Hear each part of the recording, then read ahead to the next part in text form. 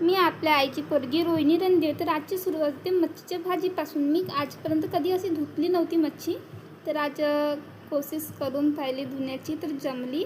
मी तिकडून काटूनच आली होती मच्छी. त्यांनाच म्हणली होती की काटून वगैरे द्या म्हणून, तर त्यांनी काटून वगैरे दिले होते. मग घरी येऊन सने पीठ आणि नमक टाकली मच्छीमध्ये आणि त्याला धुतली चांगल्या प्रकारे. मग तिथंच ताई पण आल्या होत्या, तर ताईने पण थोडीशी मदत करू लागली. मग त्याच्यानंतर पेस्ट वगैरे बनवली, लसूण वगैरे छिलली. ताई पण आल्या होत्या, त्यांनी पण सिलून वगैरे दिलं. मग पेस्ट वगैरे मी सेंडेबाईची इथं गेली होती, त्यांनी पिसून वगैरे दिला मग त्यांनी. मग त्याच्यानंतर कांदा आणि टमाटर वगैरे काटली. जादू मंतर मंतर तुझा स्वाग सेकी सेकी. मग त्याच्यानंतर भाजी वगैरे फोडणी वगैरे दिली, कांदा टाकली, प्याज वगैरे टाकली. मग त्याला असं थोडंसं होऊ दिली. मग त्याच्यानंतर टमाटर वगैरे टाकली. तर ताई म्हणते थोडंसं होऊ दे म्हणते, तर ठीक आहे म्हटलं.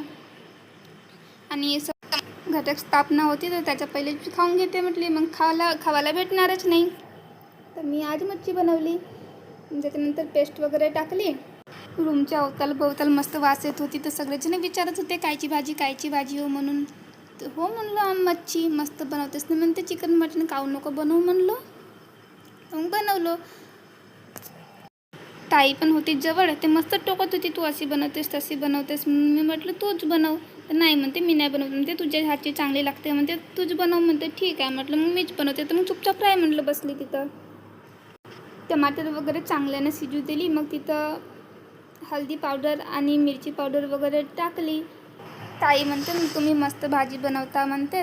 मी म्हटलं माझी आई छान भाजी बनवते, मी तर तिची मुलगीच आहे, मी तर बनवणारच ना म्हटली चांगली भाजी. तर ती भाजी मस्त झाली. मग थोड्या वेळासाठी मी ती भाजीला झाकली आणि ती चटणी खूप वेळपर्यंत शिजू दिली. मला चिकन मटन खायचे राहिले तर मी गावी जाते. गावी गेल्यावर काही चिकन मटन घरचे बनवतच नाही.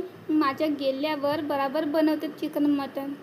इथले स्वार्थी घरचे नाही पाहिला. जास्त वेळ शिजू दिल्यावर चटणी कशी रंग लावते पहा तुम्ही, कसं किती छान, म्हणजे तर तोंडाला पाणीच येत होता. मी म्हटलं केव्हा शिजते आणि केव्हा खाते. मग त्याच्यानंतर चटणी झाली. मग तिथं मच्छी वगैरे टाकली. मच्छी पण बराबर मावत नव्हती तिथं, कारण गंज छोटा सूट होता. तरी पण मी ताईला वगैरे गंज मागली, याच्यापेक्षा पण लहान गंज आहेत माझ्याकडे. मिक्स करायला पण जमत नव्हते. मग थोडा वेळ तेलामध्ये शिजू दिली. त्याच्यानंतर थोडं पाणी टाकली. म्हणजे थोडं टाकायचं 15-15 मिनिटांनी, पण जास्त वेळपर्यंत शिजू नाही द्यायच्या मच्छीला. भाजी शिजली आणि जेवणाची तयारी केली. भूक पण लागली होती. त्याच्यानंतर ताई म्हणते 2 दिवसा पहिले मी ऑनलाईन ड्रेस ऑर्डर केली होती, तो आला, तर मी काही त्याला लक्ष दिली नाही आणि तो 2-3 दिवस तसाच पडला होता. तर आज दिसला खूप दिवसांनी साफसफाई करताना. तर मी म्हटलं वापरून पाहते. तर पहा माझा ड्रेस कसा दिसत आहे, छान दिसत आहे ना. हा ड्रेस ऑनलाईनमधून 450चा परचेस केली होती. इंस्टाग्रामवर स्टोरी ठेवली होती. तर माझी मैत्रीण म्हणत होती हा ड्रेस तेच मला फोटो काढायला.